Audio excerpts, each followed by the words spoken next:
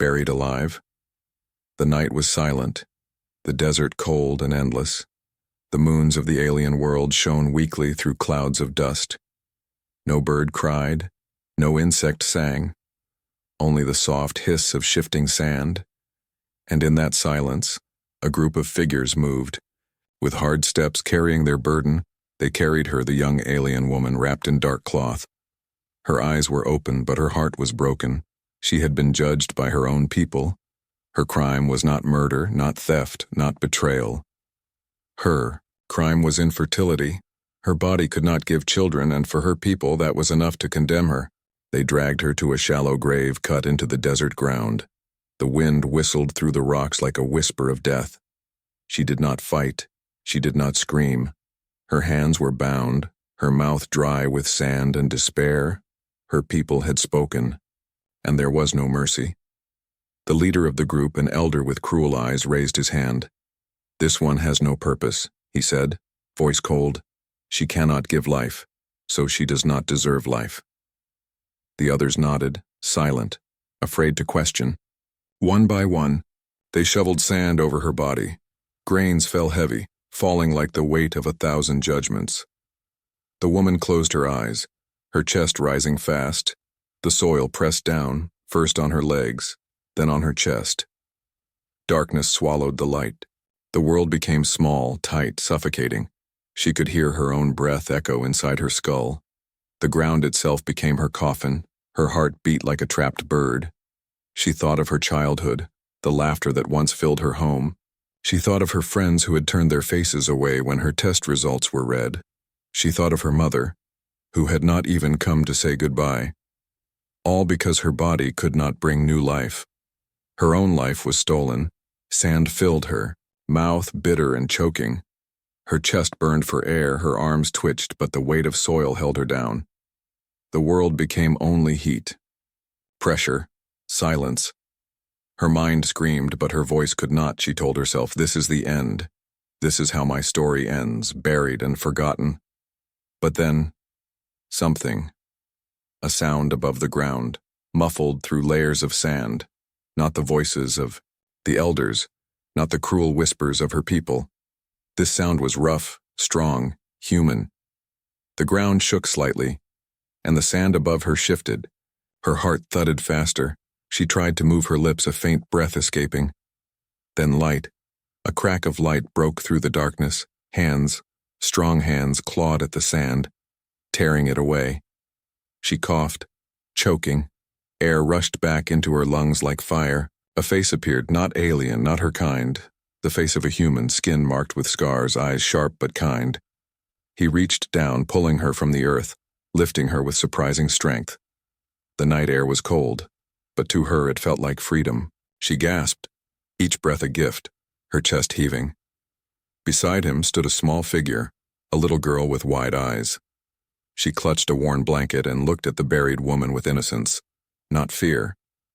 The man set the alien woman gently on the ground. "Breathe," he said, voice deep, steady. "You are safe now."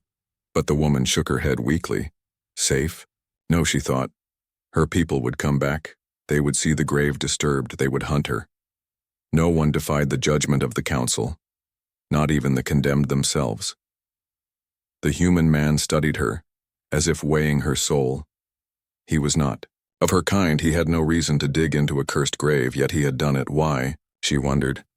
Why would a stranger, an outsider, risk anger and death to save her? The little girl stepped closer, offering a flask of water. The woman's hands trembled as she drank, cool liquid washing the sand from her throat. Her eyes met the girl's, and for a moment she saw no judgment, no cruelty, only kindness, pure and simple. But in the distance the wind shifted. She thought she heard voices, faint but closing in. Her people would not forgive this escape. They would come, and when they came, they would kill anyone who stood in their way. Her lips parted, a whisper of warning escaped. "They will come for me," she said. Weak, but certain. "They will come for you too." The human man only looked into the desert darkness. His hand rested protectively on his daughter's shoulder. His jaw tightened, and his eyes did not waver. "Then let them come," he said, voice like stone.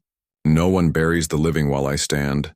And the woman, still trembling, still half buried in fear, felt something stir in her heart. For the first time in her life, someone had stood between her and the grave. For the first time, she was not condemned but saved, and she knew. Her story was only beginning, the stranger. The desert night held its breath. The woman sat shaking, soil still clinging to her skin, lungs still burning from the grave. Above her stood the human man, tall, broad-shouldered, his face shadowed by firelight from a small lantern he carried. Beside him, the little girl clung. To his coat, her wide eyes fixed on the alien woman as if staring at a ghost. The woman could not speak, her throat too dry, her mind too broken. Why would he save her?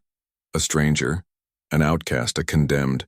She had learned all her life that humans were wild, dangerous, untrustworthy.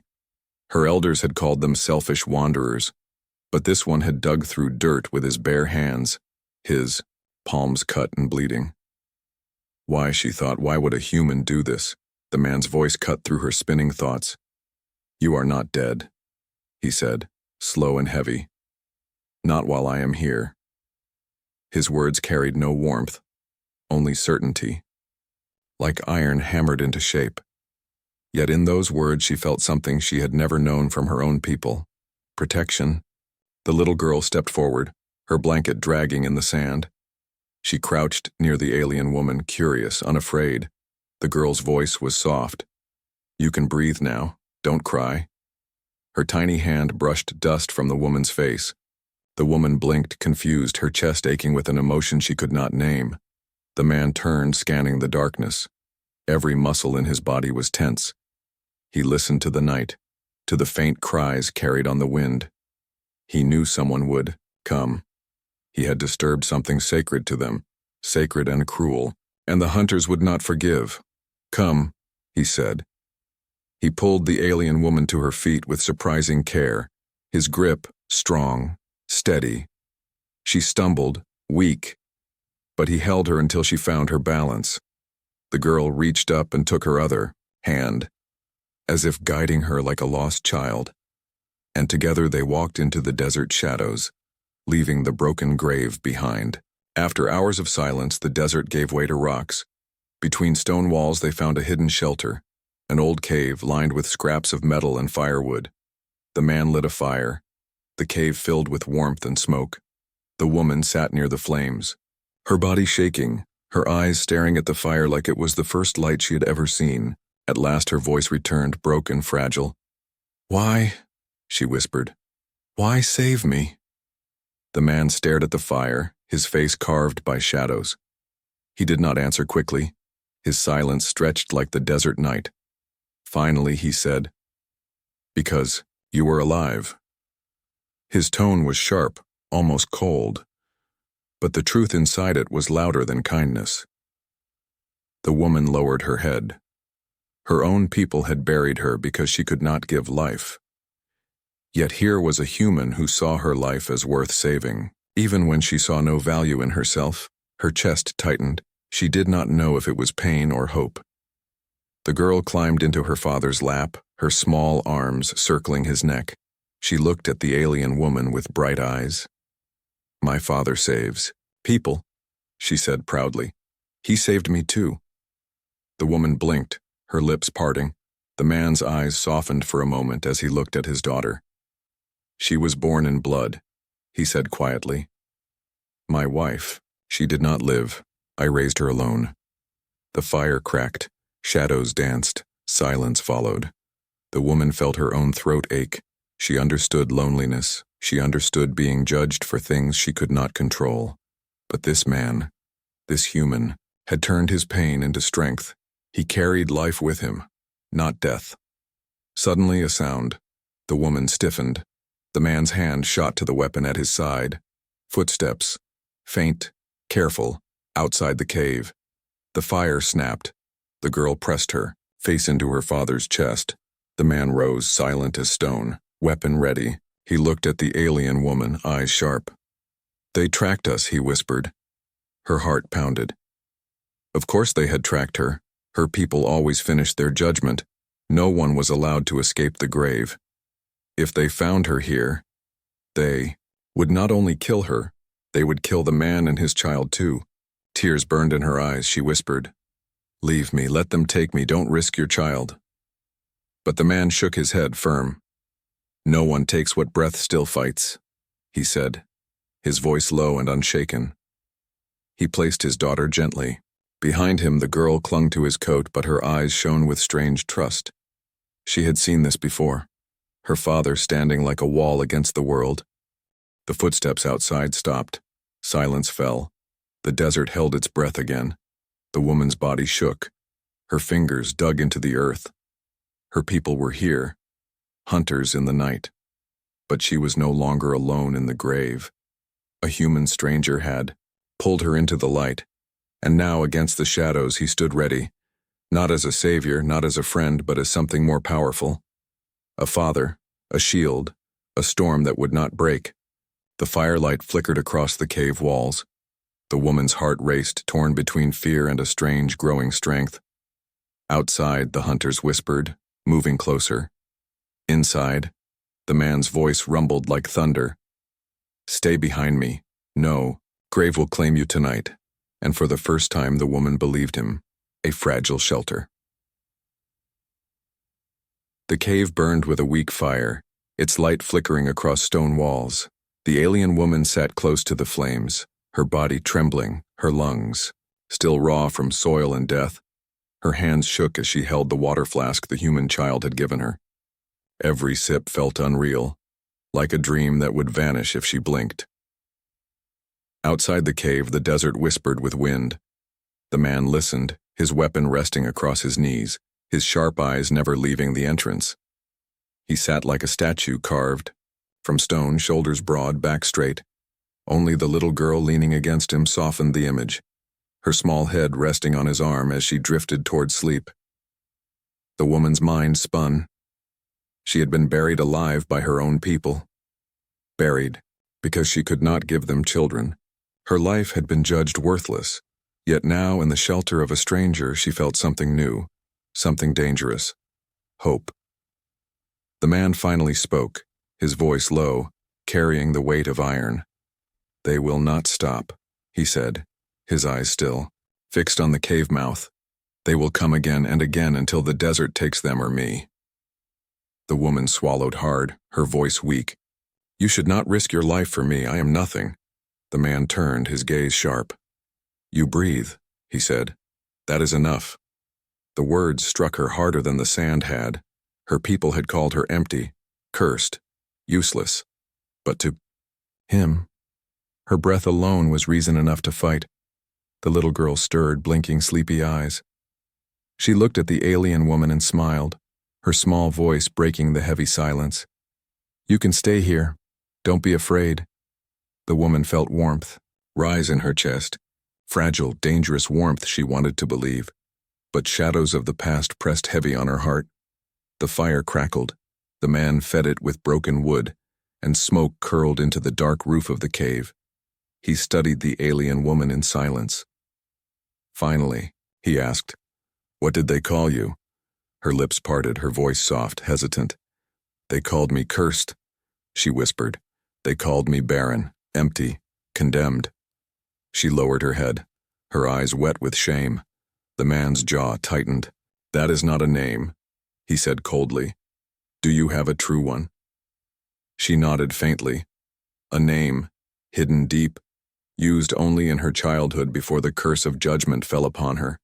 She whispered it, almost afraid it would break in the air. He listened, then gave a slow nod, repeating it once as if sealing it in stone. "Your name is not cursed," he said. "No grave will take that from you." For the first time in years, she felt her name return to her like a lost heartbeat. But the desert outside did not rest. The wind carried faint voices, whispers on the night, hunters, searching, waiting. The man stiffened, his hand tightening on his weapon. The woman felt her chest freeze. "They are close," she whispered. "They are many." The man did not move from his place. He simply shifted his daughter gently behind him, his eyes never leaving the cave entrance. "If they come, they come," he said, His voice was calm, but in his calmness there was storm, the kind of storm that does not shout but destroys. The woman's hands curled into fists. She had thought herself weak, broken, condemned. But now, in this fragile shelter, something stirred inside her. She did not want to run. She did not want to be dragged again into the ground. For the first time she wanted to fight. The girl's eyes watched both of them, wide and innocent. She whispered to her father, "Will you protect her too, like you protect me?" The man placed a hand on her head, steady and sure. "Yes," he said, his eyes still locked on the shadows beyond the cave. "No one I save will ever return to the grave." The woman's breath caught.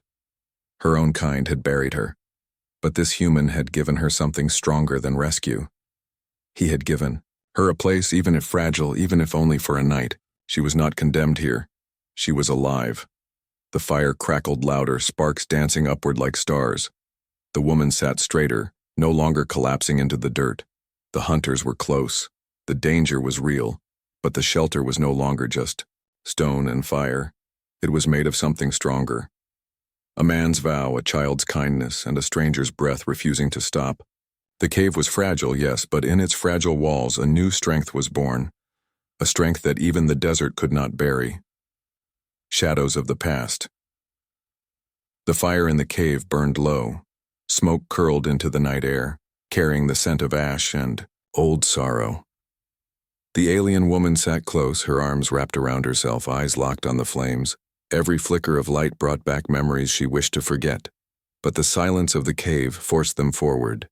The man sat across from her, sharpening a blade with slow, steady strokes.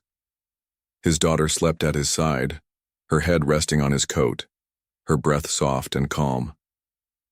The woman watched him, the way his eyes never rested, the way his hands never stopped. Working, he was not only a father, he was a soldier carrying invisible scars. Her lips parted, trembling. "They called me cursed," she whispered again. Her voice was almost lost in the crackle of the fire. "They tested me, said my womb was empty. They said I could never give the colony a future."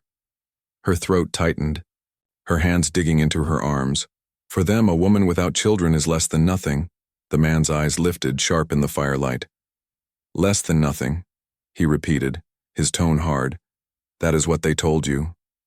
She nodded, shame heavy on her shoulders. They buried me alive, so their colony would be free of shame. For a long moment the man was silent, his blade sliding against stone with a hiss. Then his voice came low, quiet but full of iron. "Your people are blind," he said. "They mistake bloodlines for worth, they mistake wombs for life. But life is breath, fight, spirit, not what the body can give." The woman stared at him, her chest tight. How could a human, an outsider, speak with such certainty about her deepest wound? But his eyes held no doubt, no hesitation. Only truth carved from pain. Her lips trembled. "And you?" she asked, her voice soft, afraid of his answer. "Your child. Where is her mother?" The man stopped sharpening his blade. The fire crackled, filling the silence between them. His jaw tightened, his eyes shadowed. Finally he spoke, each word heavy. "She died the night my daughter was born." The woman felt her heart twist. The little girl shifted in her sleep, her small hand still clutching her father's coat. The man's hand rested gently on her hair, steady, strong. "She came into this world with her mother's last breath," he said, "and I swore she would never feel alone, never feel unwanted. Not while I live." The woman's eyes burned. She knew that pain, loss, judgment, loneliness. But here was a man who had taken pain and turned it into a promise. He had raised his daughter against the weight of the universe, and now he was standing against her grave too. Her voice cracked. "You saved me, a stranger, why?" The man looked at her, his face carved from fire and shadow. "Because no one deserves the ground while their heart still beats," he said. "Because I will not let another child grow up believing that worth is measured by what others demand." The woman lowered her head, tears slipping down her cheeks. For the first time, she felt her pain reflected in someone else's story. 2 broken lives, different worlds, but the same wound, the same scar. Her chest rose and fell, and she whispered her truth. I wanted to fight. I wanted to live. But when they buried me, I believed them. I believed I was nothing. The man leaned closer, his eyes hard, his voice steady as stone. You are not nothing. You are breathing, you are fighting. And that makes you more alive than any who put you in the ground. Before she could answer, a sound split the night. The girl stirred in her sleep. The woman's head snapped toward the cave mouth. Voices, faint but closer now. Her people, the hunters. The man rose in silence, his blade gleaming, his weapon ready. The firelight caught his scars, turning him into a figure of both shadow and iron. The woman's breath came fast, her body shaking. They will not stop, she whispered. They will kill you, they will kill her because of me. The man stood like a wall, his voice low, unshaken. They will try, he said. But this cave is no grave, the woman's heart pounded. Fear clawed at her chest, but beneath it something new burned. Anger. She had been buried once, silenced, erased. But tonight, in the fragile shelter of a stranger's fire, she was alive. And alive meant choice. She clenched her fists, her voice breaking but strong. Then let me fight, she said. I will not go back to the ground. The man's eyes met hers, sharp and steady. For a moment silence filled the cave, then he nodded once, firm as stone. Then stand beside me, he said. Let the shadows of the past see that you are not their victim, but their storm. The woman rose, her body still weak, but her spirit burning. The fire roared, the wind howled. Outside, the hunters came closer. Inside, 2 broken souls stood together. And for the first time she felt that maybe, just maybe, the grave had lost the chase. The desert night did not rest. The fire in the cave hissed low, its smoke curling like warnings into the air. The alien woman stood with trembling fists, the man beside her like a wall of iron. And in the silence beyond the rocks came the sound. Footsteps, voices, the hunters closing in. The man whispered only one word. Move. He lifted his daughter into his arms, her small face pressed against his chest. With his other hand he gripped his weapon, his eyes sharp as blades. The woman followed. Her legs weak but her will burning stronger than before. They slipped out the back of the cave through a narrow passage of stone. The desert opened before them, dark, endless, alive with shifting wind. Behind them, torches flickered, shadows moved. People were near. The hunters had found the grave disturbed. They had traced the footprints in the sand, and now they would not rest until her heart stopped beating again. The man led them through jagged rocks, his steps silent and swift. He moved, like someone who had done this before, always running, always hunted. The woman kept pace, her lungs burning, her mind screaming. Every shadow looked like a hand reaching from the ground. Every gust of wind carried the whispers of the council's judgment. The little girl lifted her head, her voice small. Father, are they coming? Yes, he said, his tone calm, heavy. Then we keep moving. The woman's heart twisted at the child's calm trust. This girl had grown in storms, raised by a man who turned grief into steel, and now in the middle of her nightmare she too was learning to walk inside fear. A shout split the night. The hunters had seen them. The woman's blood ran cold. The man tightened his grip on his daughter and hissed, "Run!" They ran, feet pounding across shifting sand. Torches flared behind them, shadows stretched long across the desert floor. The hunters' voices grew, louder cruel chants, the same words that had echoed when they buried her. Cursed, barren, empty.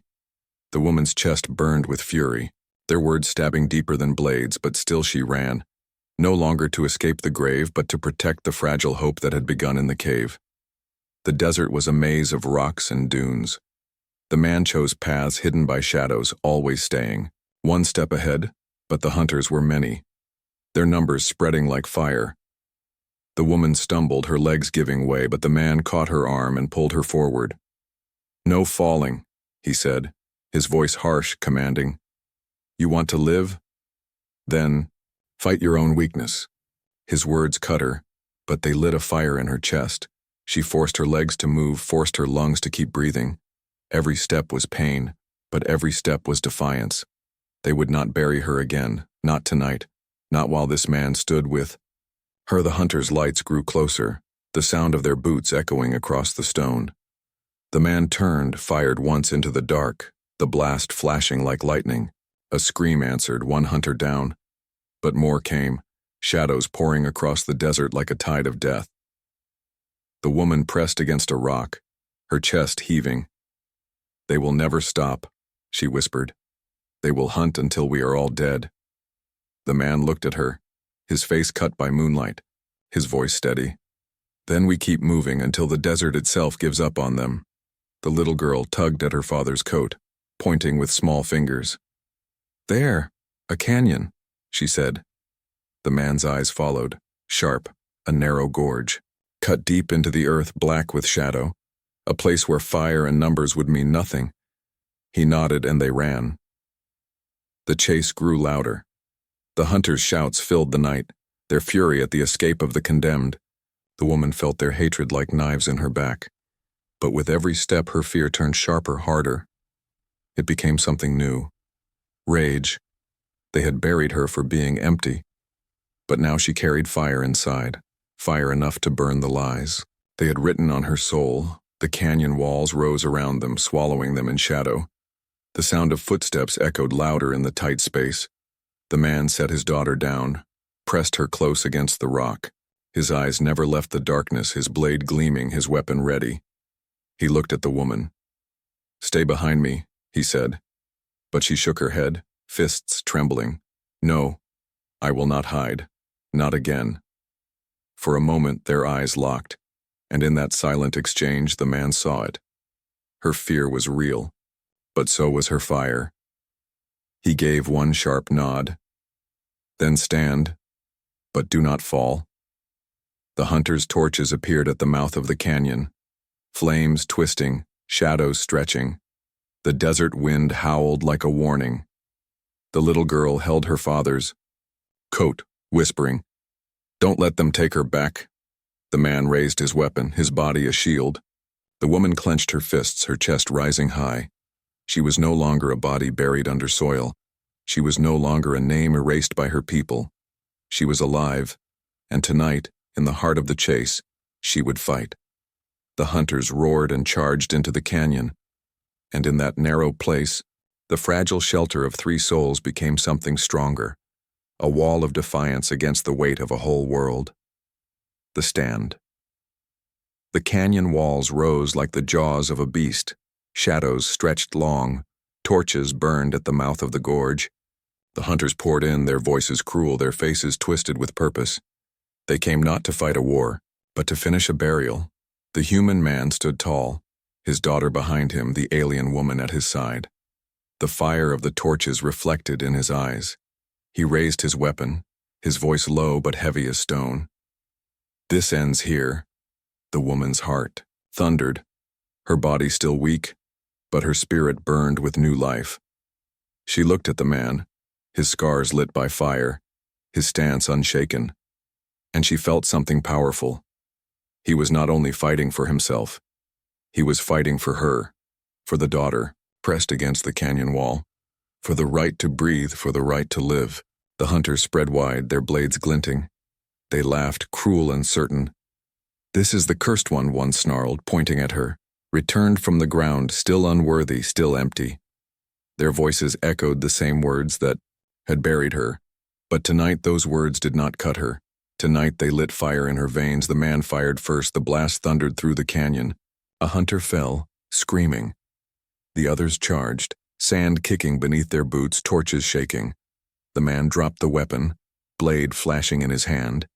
He met the first attacker with a strike that split the night. The sound of steel on flesh rang through the gorge. The woman froze for a heartbeat, fear clawing at her chest. Then she saw the girl, small and fragile, clutching the rock, her eyes wide but trusting. "No," she thought. "Not again. Not the grave. Not silence." Her fists tightened. She seized a broken piece of rock, heavy and sharp, and when a hunter rushed toward the child, she struck. The stone smashed into his skull. He fell with a cry. Her own cry tore from her throat, half fear, half fury. The man glanced at her, saw the fire in her eyes, and gave a sharp nod. "Good," he growled. "Stand and fight." The canyon erupted with battle. Torches flickered. Shadows spun across stone walls. The man fought like a storm, every strike precise, his blade cutting through hunters who had never known true resistance. The woman fought with rage and desperation, every blow a cry against the soil that had smothered her. Her people had called her empty, barren, cursed, but here she was, filling the canyon with screams of defiance. The hunters grew frantic. They had expected to find a grave, not a war. One shouted, "She does not deserve life." The man roared back, his blade sinking deep. "Then take mine before you take hers." The little girl pressed against the canyon wall, her eyes shining with tears, but her face held no fear, only trust. She whispered to herself, "My father never falls." The woman heard the words, and something inside her shifted. She was not fighting, only for herself anymore.